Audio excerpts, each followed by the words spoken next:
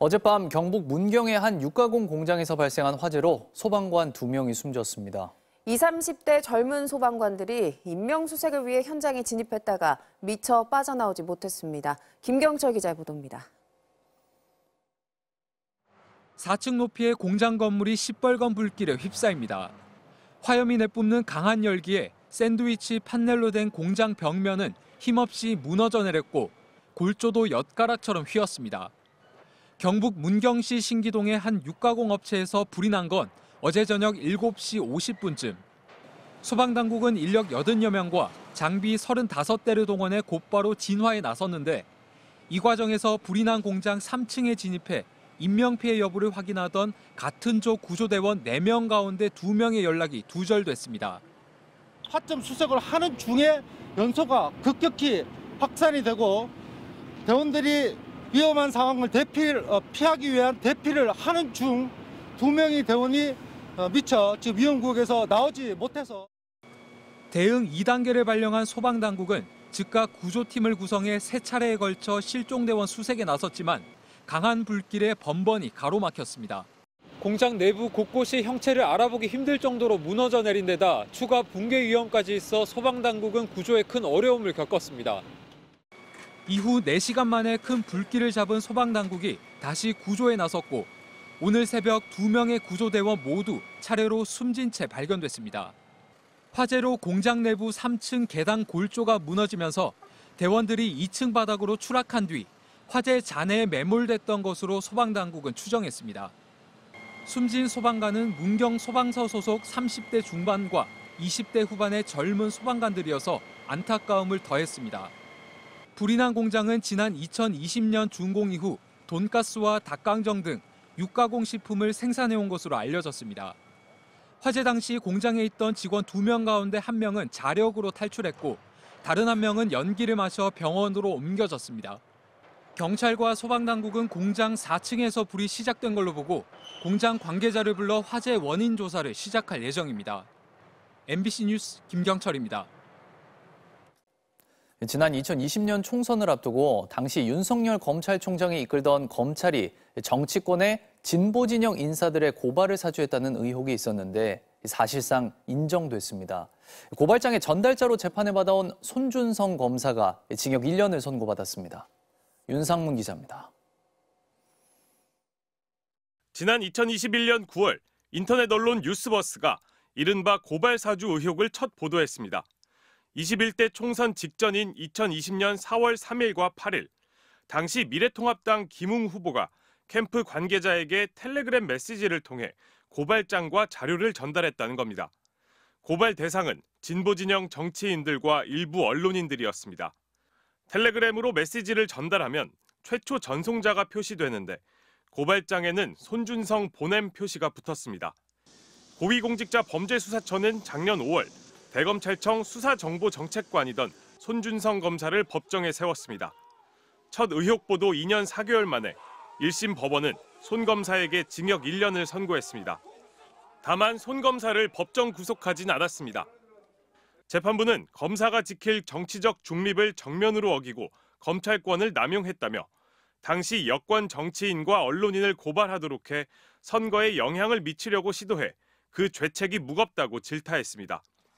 특히 검찰 또는 그 구성원을 둘러싼 의혹이 고발 대상이어서 실제로 고발을 사주할 범행 동기도 있었다고 인정했습니다. 또 고발장이 제3자를 거쳐 김웅 의원에게 전해졌을 수 있다는 가능성에 대해서도 손준성, 김웅 두 사람 모두 기억 못하고 있다며 받아들이지 않았습니다. 재판부는 고발장 전달 과정에서 손 검사가 개인정보와 공무상 비밀을 누설한 혐의를 유죄로 인정했습니다. 항소해서 다투겠습니다. 재판부는 미래통합당 후보였던 김웅 의원이 고발장 전달을 공모했다고도 인정했습니다. 다만 고발장이 전달됐을 뿐 실제 고발이 이루어지진 않았다며 공직선거법 위반 혐의는 무죄로 봤습니다. 고위공직자 범죄수사처는 판결문을 검토해 항소 여부를 결정할 계획입니다. MBC 뉴스 윤상문입니다. 오늘 새벽 미국 연준이 올해 첫 통화정책회의에서 기준금리를 동결했습니다. 4차례 연속 동결인데요. 3월에 금리를 인하할 수도 있다는 시장의 기대와는 달리 파월 의장은 물가가 잡힌다는 확신이 들기 전까진 인하는 부적절하다는 입장을 나타냈습니다. 뉴욕에서 강나림 특파원입니다. 미국 연방준비제도가 올해 첫 통화정책회의에서 기준금리를 5.25에서 5.5%로 동결했습니다. 작년 9월과 11월, 12월에 이어 4차례 연속 동결입니다. 이번 금리 동결은 시장에서 예상했던 결과로 시장의 관심은 연준이 언제부터 금리를 인하할지와 관련해 제롬 파월 의장의 입에 쏠렸습니다. 파월 의장은 물가 상승률이 2%로 낮아진다는 더 큰 확신을 얻기 전까지는 기준금리를 낮추는 게 적절하지 않다고 본다며 신중한 입장을 밝혔습니다. The committee does not expect that it will be appropriate to reduce the target range until it has gained greater confidence that inflation is moving sustainably toward 2%. 또 경제가 견고한 속도로 확장하고 있다면서 물가 상승률이 둔화세를 나타내긴 했지만 여전히 높은 수준이라고 진단했습니다. 언제 금리를 인하할 수 있을지 불확실성이 크다면서 현재의 금리 수준을 더 오래 유지하는 것이 적절하다면 그럴 준비가 돼 있다고 언급했습니다.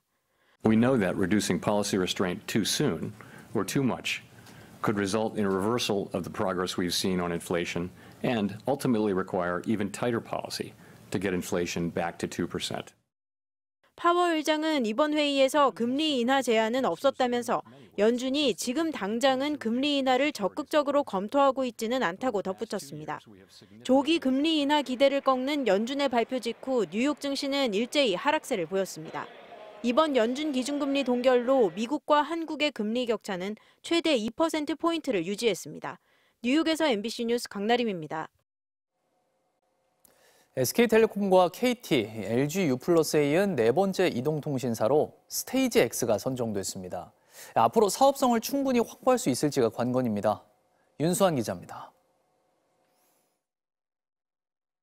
카카오에서 계열 분리한 IT폰 회사 스테이지5가 구성한 스테이지 X 컨소시엄, 과학기술정보통신부가 진행한 5G 28GHz 주파수 대역 경매에서 경쟁사인 마이모바일을 제치고 최종 승자가 됐습니다. SK텔레콤과 KT, LG유플러스에 이어 네 번째 이동통신사가 등장한 겁니다.